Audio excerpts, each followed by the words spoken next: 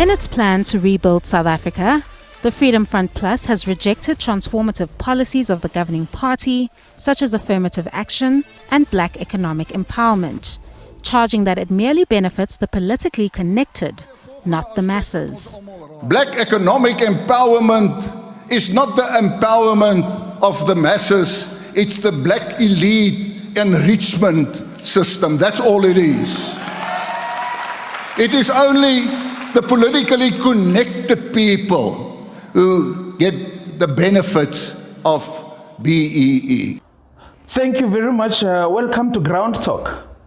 Today we're going to be focusing on Freedom Front Plus, one of the political organizations that is playing a role in these coming elections. The 29th of May, it's a big day. Meneer Cobus Hoffman, That's good. MPL. What is the meaning of MPL?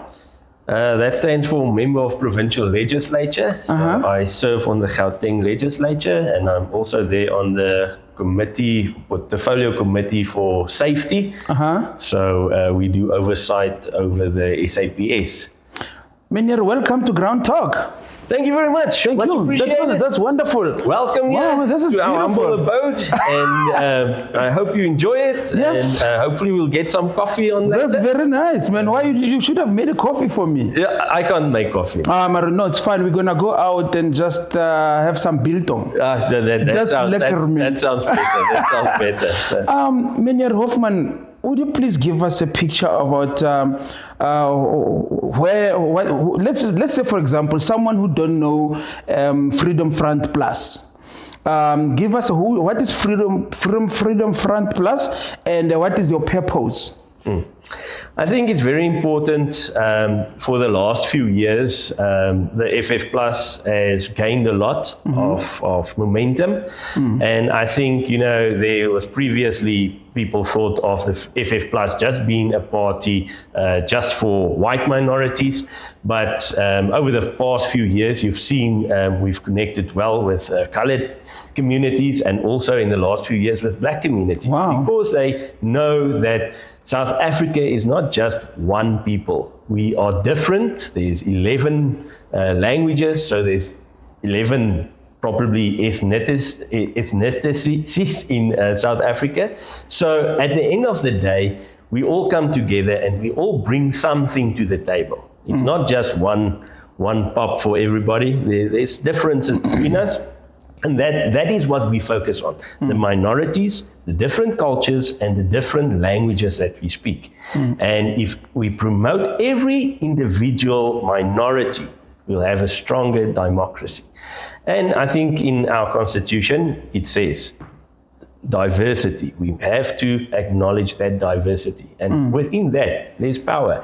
And the one doesn't have to have more power than the other. We can govern together, we can succeed together, and we can build a better South Africa for everybody. But we have to look at that diversities and promoting everybody's interest in South Africa. That's excellent. Let's look at service delivery. I think you notice when we go around Citibank, Johannesburg, Soweto, it can be Gugulethu, Khayelitsha, it can be Welcome. You'll find a lot. You find that service delivery is not really taking place. It's taking place, but on a slow pace. Yeah. How is Freedom Front Plus going to assist in terms of making sure that they deliver properly? I think we have to start at the beginning, and that is with responsible civilian or civil servants. And that's a problem that we're sitting with. In South Africa, there's no accountability. So, there will be something said to be done, and it doesn't get done. Just because, there's no accountability and no oversight on these things. So I think if you go to Sekelu, which is just over the road from here, you'll see if you drive there is service delivery, but it's nothing to be proud of. If you drive into Sekelu, you'll see a heap of rubbish lying there. That means that the trucks doesn't pick it up. Our municipal workers doesn't pick up that rubbish while we're paying them. And I don't understand why that is happening. Also, if you go and look at the electrical networks there, people are stealing electricity because the services doesn't get rolled out. If you look, they built some houses there, but there's still a lot of informal settlement houses there. And that's a big problem. We cannot put infrastructure as long as the town planning establishment hasn't been done and the land has not been bought and the infrastructure has not been put in. So I think if we've got accountable civil servants, then it will work. But for that to happen, you also have to have accountable politicians. And the problem is, what's happening now is we blame the civil servants. The politicians blame the civil servants blame the politicians. And that's where the problem starts. The politicians, they just want to talk and make people happy. And as soon as they drive away, they forget the promises that they made. And also they put the civil servants in hot water because they promise stuff that is not deliverable. And that's a big problem. Sekelu and Mamelu and all these instances, Peel's Farm and all these instances, or informal settlements is a problem because of the non-receivable services that they don't get. And it is as if South Africa are trying to keep these people impoverished without services. If you take away the dignity of people, they've got nothing to strive for. They've got nothing to live for. So a simple thing that we would suggest is employing people to pick up the rubbish within that area. At least they've got something to gain from it, but also they've got that thing they can strive for better because they've got an income. We sit with a 32% unemployment rate in South Africa, which is incredibly high. And we can employ people if we keep them accountable and if they do what they get paid to do. Unfortunately, that doesn't happen. Like you talking about unemployment, the statistics have increased of unemployment. What is your vision? What is your plan actually? I think we have to empower people with work. There's a lot of programs. Something like EPWP or not? Or Amapanyaza or not? That works, but or you have another. There's not accountability for that. If we look, they did a provincial road. They put down EPW workers there. 10 per, I think it was about 50 square meters. They have to clean that. So you employ 10 people. If you give that one guy a tractor, he can do a lot more.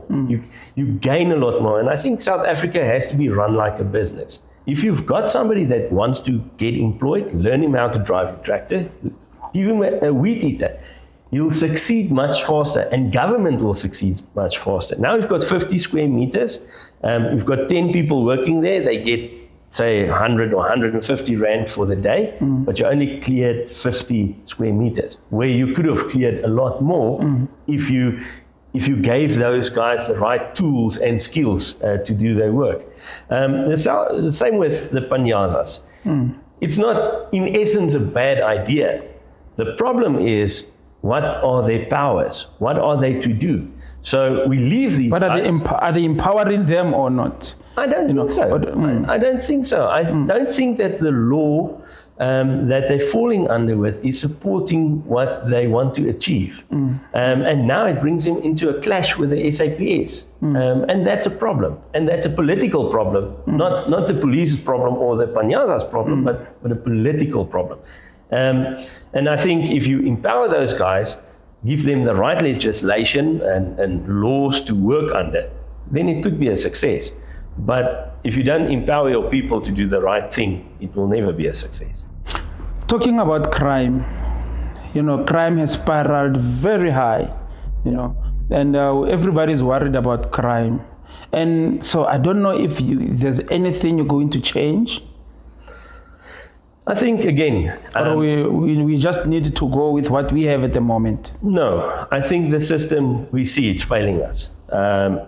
it is definitely failing us. Again, accountability, discipline within the SAPS is of utmost importance. But also empowering those SAPS members to do what they're supposed to do. Let's talk about illegal immigrants. If the police arrests an illegal immigrant, they put him in jail, the next morning he goes to court, they release him. Ish. Why? Because there's not a law that helps the police to capture and to deport these people. They are here because they're desperate for work. So they come here and it's all fair and fine. The problem that we're sitting with, if they do not get work, then they have to resort to stealing and thieving and stuff like that. And that is SAPS and the judicial system that is not working for South Africa. And those two things are not talking to each other. So you get frustrated police members, you get corrupt police members that takes the opportunity to take bribes from those illegal immigrants. We see that a lot. The system has to change. We have to be harsh on illegal immigrants, but that starts at the border, not in Gauteng. That starts at the border. Okay. We have to keep the guys out. They have to get the right papers to come in. They have to bring skills to South Africa, not pressure. Okay. Because at this stage, we are putting pressure on the country, on the economy, by getting people in that doesn't bring a skill base necessarily. So that's something that needs to stop. The borders needs to be secured. Then the police needs to be empowered to do their job, to arrest and to deport. There has to be a system, a chain that gets them deported. And then stuff will start happening. As soon as you relieve the pressure from Gauteng's economy, you'll see job opportunities come up and you'll see it will start to strengthen again. But at this stage, if you go to Joburg Central, you cannot walk there. MTN taxi rank. Yeah, and the central of all the illegals Hillbrow, are in the Berea. buildings. The South African can't walk through some of those streets. And that's a problem. I mean, is even Vereniging here? You can talk about Vereniging. There's some Vereniging is in ashes. Yeah, you cannot walk there. And that's a problem. It's the economy is imploding because we've got a lot of pressure from outside. And the South Africans are unfortunately suffering for that. They can't get employment because their employment rate are higher than the illegals. Because that guy, he just wants a foot in the door to put up a makuku and to get somewhere, and where your South Africans are excluded from that market. It's a big problem. Do you believe on one Africa for all and removing of borders? No. I think it should be one Africa for all, but not the system that we use. You must remember, people, individuals, they've got their own ways. So if you open a border and you get Zimbabweans or Nigerians, Malawi, Mozambicans, Nigerians. they've got a different culture. So we say you can come and visit by all means. You can come and work if you bring skills, by all means. But go through the paper process, go through the legal process, because then the government can ascertain how many foreign people or immigrants they can handle, the economy can handle. At this stage, we cannot count how many illegals are in South Africa. So how do you budget for people if you don't know how many there is? And how many is presently jumping the border? Exactly. And they move in and out, in and out, in and out. So there's no way that you'll know at one set time in South Africa how many people there is. It's impossible. Health system. At the moment, illegal foreigners are benefiting. And those are the resources that have been paid by the taxpayers of South Africans. What is your point in that? Are you compassionate, or are you saying no, it shouldn't happen like that? I think we have to be compassionate. Because if you can check in clinics and hospitals, it's full of foreigners. The problem that we have is empathy must start at home. If you sort out your own health system, if you sort out your own economy, you can help other governments to sort out their problems. But if you do not sort out your own stuff, it will implode, and then you become more liability than an asset to Africa. And that's a problem. We are actually now a liability for Africa as well, because our economy is starting to implode. So yes, we have to have empathy. But if we control the borders, we know how many people there is, then we can budget for those people coming from outside of South Africa to use our health system. But at this stage, we cannot. So that's why it's imploding. So control and management, that's what it's about. If we cannot control, we don't know what to manage. And if we cannot manage, that's a big problem. And that's why everything is imploding. That's terrible. Yeah, and if your economy is strong and you see that other countries are struggling, you can send money and say, listen, let's help you to build your clinics. Let's help you to build your education system. And you can show empathy through that. You can help people all over Africa if you've got a solid control and management base in South Africa. But if not, you'll have a problem. You're yourself going to implode. Now let's look at load shedding. Currently, we don't have a load shedding, shockingly. So we don't have a load shedding this past 2 months or 4 weeks. Yeah. After 6-7 years, no load shedding. But what is your plan as Freedom Front Plus with regard to load shedding? Because I believe it's still going to come. They didn't promise that it's over. So what are you going to do to make sure that you eradicate load shedding? Look, one of the problems is the contracts that Eskom has with service providers. We always use the example, Eskom will pay 900 and something rand for a globe like we see here on top. Sure. If you go to one of these hardware stores, you pay $60 for it. So that doesn't make sense. So there's a lot of corruption within Eskom. So firstly, we'll have to sort that out. We'll have to sort out. Let it clean up. Do a total cleanup and see, this service provider is asking us this. What does the industry outside say? What must it cost? We don't have to reinvent the wheel. There's prices out there. And we have to start there. See that they get what they pay for and that what they pay for is of the right standard. We built Kusile and Madupi and all those things. They can't start up because there's problems with the manufacturing of components there. So, it's of a bad quality. So we spend the money, the government spend the money, but we've got bad quality. So the government and in South Africa were actually undermining ourselves.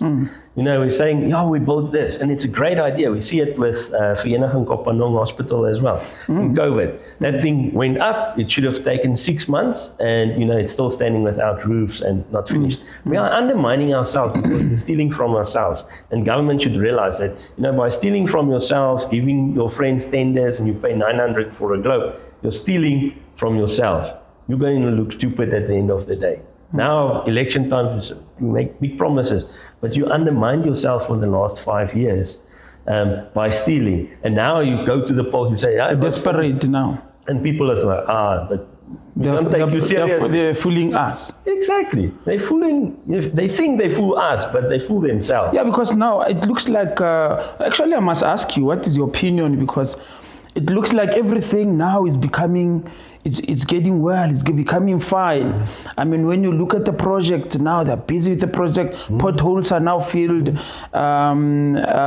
here's load shedding is gone, there's NHI is already getting implemented. I mean, everything is going well now. This month, everything of 30 years, it's now only now is getting fixed. What is your opinion? Looking at the Vereniging Kopanong, talking about it, I mean, that hospital has been sitting, it is a project of the COVID-19. It's supposed to have been completed long time, state of the art, but it's still sitting like that, My friend, I've been to many hospitals like Vereniging Kopanong. That's not the only one. They spend 80% of the money and they do 10% of the work. I promise you, I saw that with my own eyes. The problem with all these things is it contractors or is it, what's going on in this whole thing? Is it the nigga, brown bags, what? I've been at many debates about that, and it's both. because they get the job by friends. Ne? Then you get somebody, a project manager, that runs them. There's another problem there because the project manager also doesn't know what he's doing. So that project cannot run. And then you get these business guys, forum guys that comes in and say, no, but now you must only employ the guys that's staying here. Cannot get guys from outside. Only employ these guys. And then they also want a chunk of that money, 10 or 30% of that money. So you'll never get finished because you've got to pay all the corrupt officials first, then you have to pay the business for them, and then that contractor is sitting there, is like, I can't get subcontractors that know what they're doing because I cannot afford them. And that's the problem. So that whole project doesn't get finished. So how is Freedom Front Plus going to stop all of that? Again, a cleanup. We start with the officials. If you've got the qualifications, you do the job. If you mess around on the job, you get fired. You get another guy to do the job. And that's how you build that accountability. Because if you go to an official now and you say, listen, this needs to be done by this time. You've got all the resources, you've got all the tools. It needs to be done. And he doesn't do it. Then you must know you've got a problem. It doesn't help. Now you talk and talk and talk and talk, and you're delaying projects that needs to get to the people. The people must come first in South Africa, not the government officials and not the politicians. And that's not happening. Now, the people are getting there last, and the officials are getting fat, and the politicians are getting fat, and the projects doesn't run. And that's a problem. So we have to clean up that system.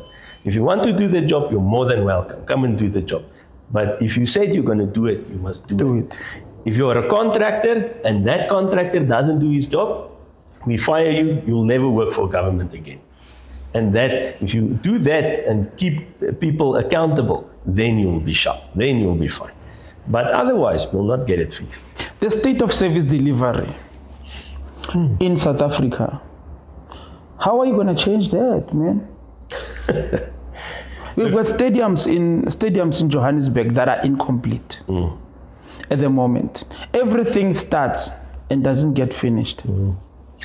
Again, my friend, the problem is the officials. The officials and the politicians, and then the contractors.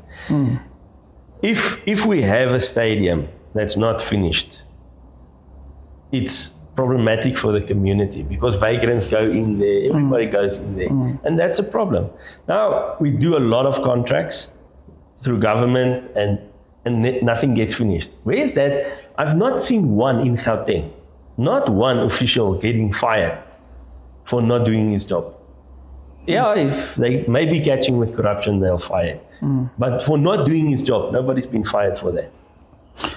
How are you going to deal with the issue of drugs and youth that you see in Hillbrow, Berea, everywhere you see drugs are everywhere. And then it seems like our police are not controlling that. How are you going to how is Freedom Front going to make sure that it control that and they make sure that they get rid of all of these drugs that are coming into the country? I think firstly we'll have to start with SAPS to clean up the SAPS members that is involved in these drugs. We get a lot of reports of police vehicles driving these drugs to where they get sold. So there's a lot of nice and good police officers, but we'll have to start at SAPS. And again, we have to strengthen SAPS. We have to give members within the SAPS more powers and more stuff to do their work, more resources to do their work. If you go out, we were at Garankuwa the other day, and they got a lot of Nissans there, these small Nissan cars, but they drive on gravel roads. I'm like, that car is not going to keep well. So these police officers can't go to the scene. They don't have the right. They can't vehicle. go, you're right. No. So somebody on top decided we're going to buy these cars because they're cheap. Now they can't drive it. Or we pay 1.2 million rand for a Hilux that costs you, when you go to Toyota, 500,000. Why do we do that? We're undermining So ourselves. what do you think? You suggest that they buy them Toyota Hiluxes for what they cost, not what they wish they cost. Ne? So the problem is with drugs and everything in South Africa. Human trafficking, drugs, all these things. Firstly, we have to clean up the police service to see that there's not members that is involved with that. And it's easy to catch them. It's not hard to catch them. We have to clean them up. We have to keep them accountable. We have to bring discipline back to SAPS. You know, a lot of times I stand and I see the parades. This guy is standing that side, this guy is standing that side. They don't know what to do. Their clothes are not nice. You know, and I'm standing there and I'm like, there's no order here. There's no order. What are you doing? And then that's a problem. And people from outside, they say, that guy, how is he going to catch me? He's twice my size. How is he going to catch me? He's not going to catch me. He can't run. And that's a problem. You have to have a police force that if I see a member, if you look at the TRT members, you can see that guy, if he catches you, you're going to be sorry, my friend. We have to look like that, like the TRT guys. You have to look the part. And then if there's discipline, drug dealers and those guys, they will rather go somewhere else. They will not operate in this area. If they know the police force are strong here, they will not operate. They'll do it somewhere else. And we can displace crime. You can't always just sort it out, but you can displace it. So the more your stations become stronger and there's discipline, you can displace crime until it's over the borders. And then again, our borders are open. So you can drive over the border in Limpopo, right through the Limpopo River, and there's nobody that will catch you.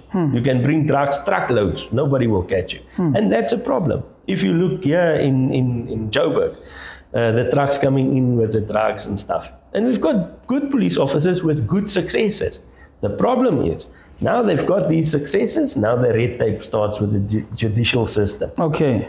And again, they fail the police officers. The police officers also, they demotivated because now we catch them, we spend months and months and months tracking these guys, and when we catch them, they don't go to jail. Nothing happens. Or they pay a bribe to another friend police officer, and then they get out. And that's stuff that we have to sort out. And immediately, not in 2 years, immediately.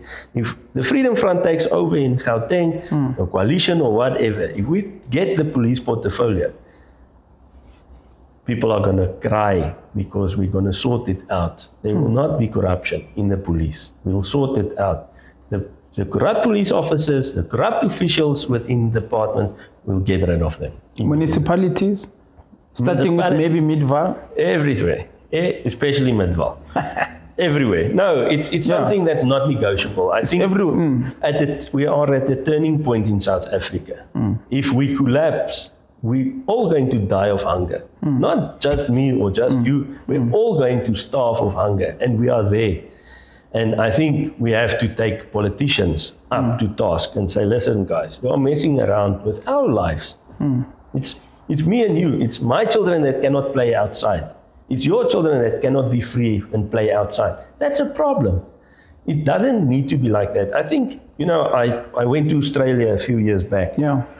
To go and see, how they live, because people say because white people they leave. They're leaving to Australia all the time when things are not going well in South Africa. So I've traveled, I've seen the world, and I went to Australia to go and check. Can I stay there? So I cannot stay there because there's no thorn trees there. There's only blue gum and red gum. Okay. So I will not go there because there's no thorn trees, African thorn trees. But while I was driving, something that I noticed was they don't have big walls with electrical fences and wiring. And I thought, we came so far in this last 30 years. We do not even acknowledge how many of our freedoms we've lost. We are not free. We are inside our houses. It's too scared to go out outside at night. There's so many boundaries. Yeah, why? Because our system on top, our leaders have failed us. They created this because if somebody is hungry, they will steal to get food on the table. If there's an opportunity for somebody that is not strong in morals, they will go and try to do stuff. And that's something that the leadership of South Africa need to realize. And it's not a color thing. It's a basic principle. Okay.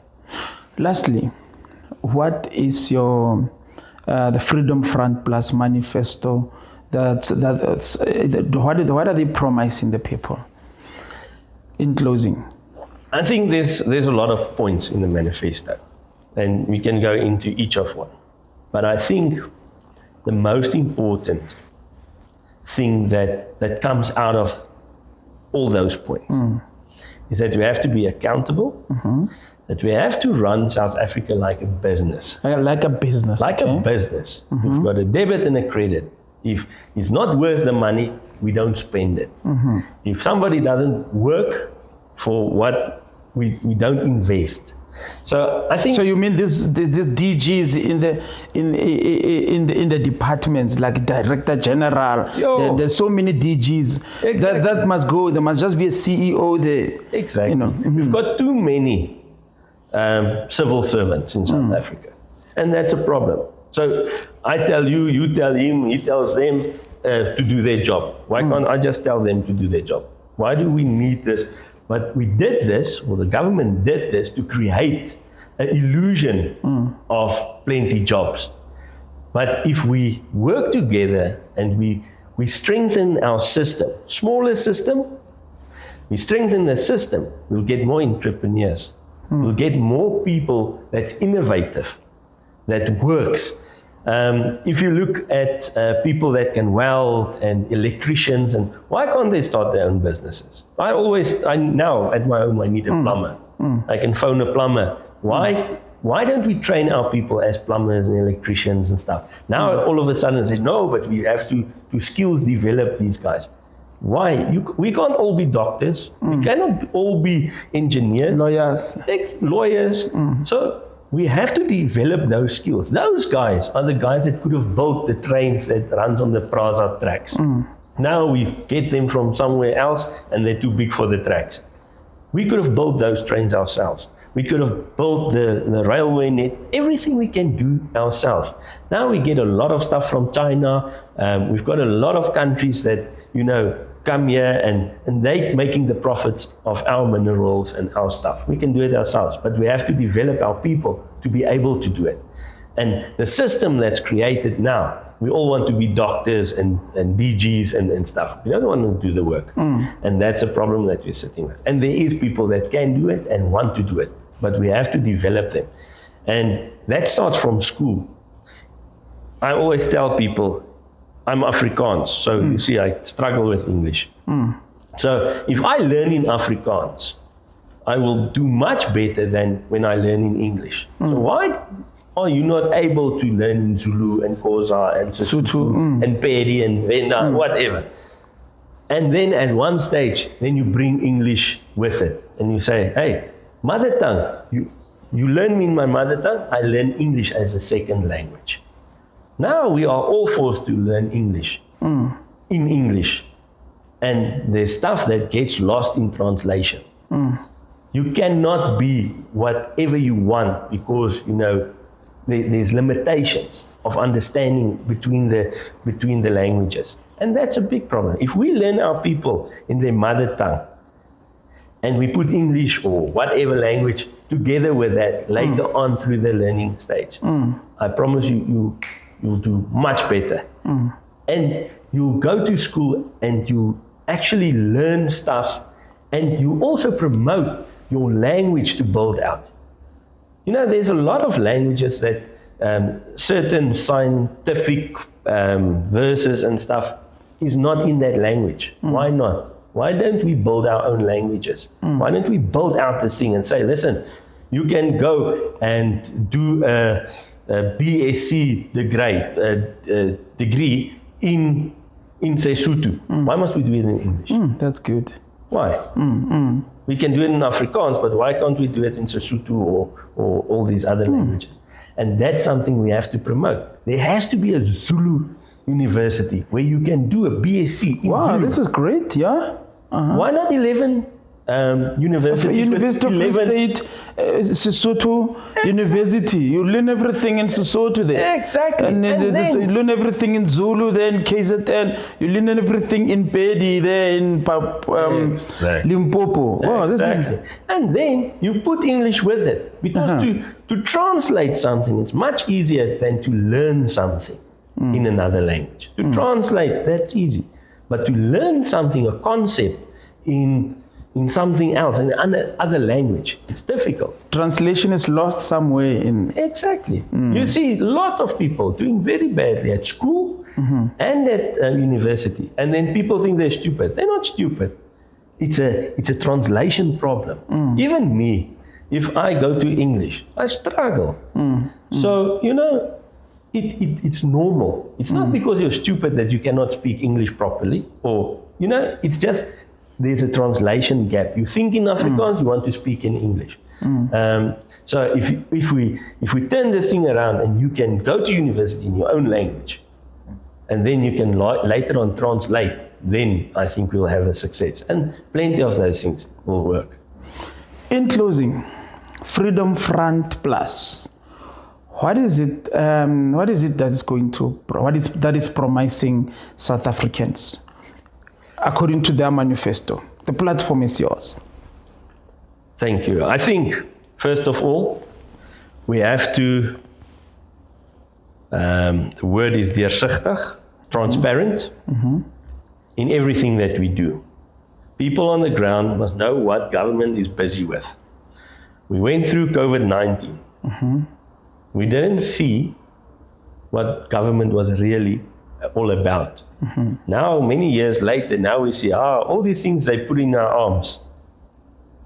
It made people sick and stuff like that. We have to be accountable. We have to be transparent. We have to change this whole thing of us, the voters, looking to us for solutions. We have to go to the people in the ground. Because they know what's wrong in their communities. They know who's the corrupt police officers. But we must empower them. A lot of time we say, we are empowering you the community. It's just words on paper. They're not empowered. Our people are not empowered. They'll only get empowered when they can go to a law enforcement officer and say, listen, that guy is busy with nonsense, and that police officer immediately gets in his car, go arrest and sort out the problem. Otherwise, you're not empowered. And then I think what is very, very important, and I think the Freedom Front, right from the start, since our inception in '94, talked about pulling up everybody, to give everybody equal opportunity to thrive in South Africa. And just like we talked about the universities now, to give people their individualism, to let somebody be what he wants to be, and to support him in that. If you want to be a farmer, come to government. We can learn you how to do this. Get other farmers to help him to evolve. But now what happens is they give them 19 million rand, they give them a farm, they give them all these tunnels, everything, and big promises, and then they leave the people. And then those people do not have sometimes the skills to use that equipment. They do not have a market to go and promote their products or sell their products. Okay. That's a problem. We can solve hunger in South Africa by just telling that guy, listen, you produced 100 tomatoes, we pay you for that 100 tomatoes, give it to your neighbors, they're hungry. Stuff like that, simple solutions. But we have to empower each other. So you're going to end poverty? I think poverty could have been ended a long time ago. There's no need for poverty. If you go and look how many food gets dumped per day, per month, why do you have hungry people? If you, we do a lot of gardens for the municipality and stuff. So they plant a tree. Why don't you plant a fruit tree? Why do you plant a tree that doesn't produce anything? Plant a tree, a fruit tree. So if somebody walks by that fruit tree, he can pick an apple and his stomach is full. Stuff like that. It's not rocket science. But I think there's a reason why our politicians doesn't do what they, because it's nice to have people that is struggling, because they need hope. So you are. They must always look up to them like. Exactly. I give you hope. While I give you hope, you're my slave, and that's a problem. We don't take it seriously, and we don't give them opportunities. Don't plant a tree that doesn't produce anything. In a community there, plant trees that can produce. If they walk past that tree, they can pick an apple, they can eat, they can do something. Give them a skill that they can work with, that can make money for them. You know, people don't talk about this, but African people are very clever in design and arts and stuff like that. You can go all over, you can see they create with their hands. They like creating with their hands. Why don't we put institutions there that can develop those creative talents?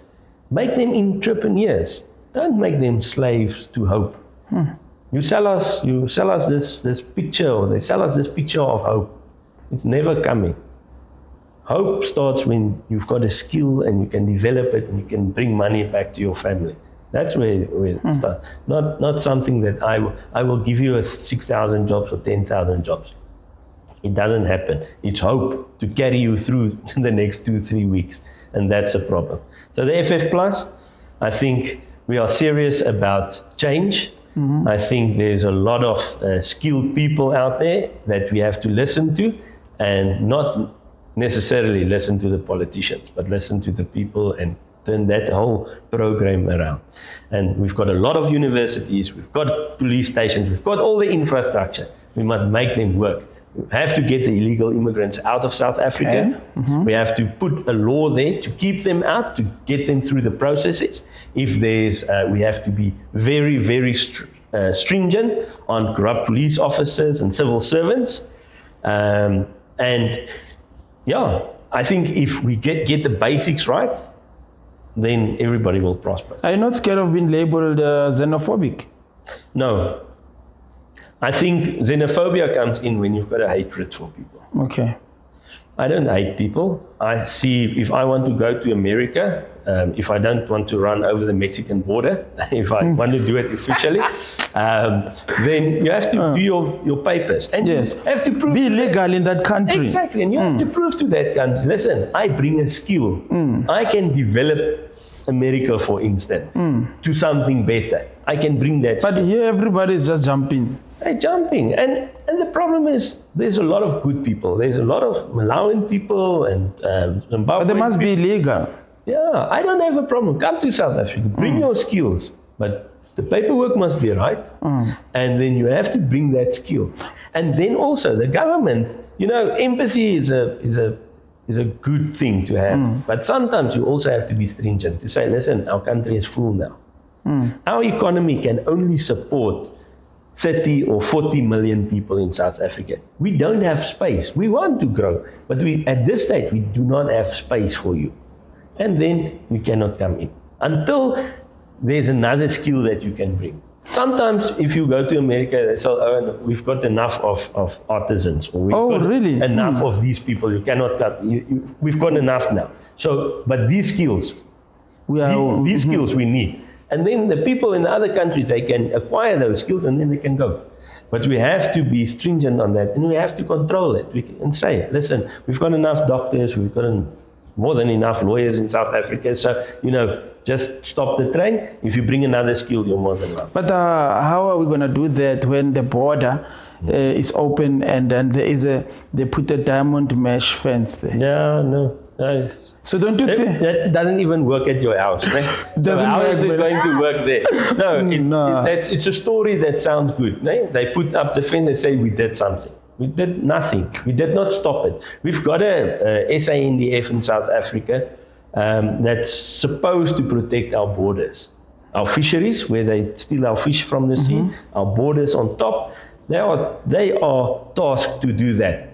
But we're in Congo. What are we doing in Congo while we are under siege in South Africa? They sent the soldiers to Congo, 2,000 something to Congo, when they're supposed to send the same 2,000 to Bonneville, Hanover Park in Cape Town, so that they can deal with the gangsters. Exactly. So I think it's important to say to each other, you know, if our borders are safe, if we put a proper wall, and look at Donald Trump's wall, put a wall.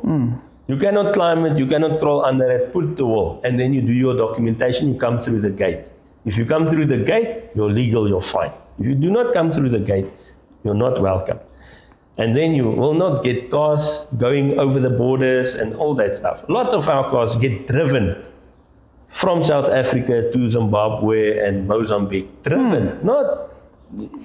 They Just go driven. over. That's Exactly. So if our borders are safe, South Africa will be safe. And it's not a xenophobic thing. It's just a normal control management thing that needs to happen.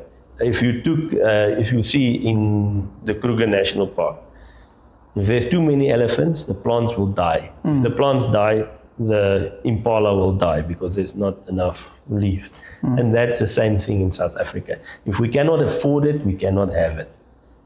And it's not a difficult thing to do. There's systems in place. There was forever systems in place. We have just to manage it. But we let that management go. We don't use that management. And One Africa for All, it's a great idea. Just like Europe, you've got your borders. We can support each other across the borders by all means. But there's a system and there's a way to do it. We cannot take the whole Africa into South Africa and think it's going to work, because it's not. one last message to the South Africans so that they can vote for Freedom Front Plus. I think the time has come to change. I think we've been in South Africa 30 years seeing there's good stuff that happened. There's RDP houses that went up, and there's some good stuff that happened. But I think in South Africa, we also got to a point where we as politicians, and I include myself, got dislodged from what's happening on the ground. There's a certain sense of arrogance that we tell the people what to do rather than to listen to the people and ask them what we must do, what they want.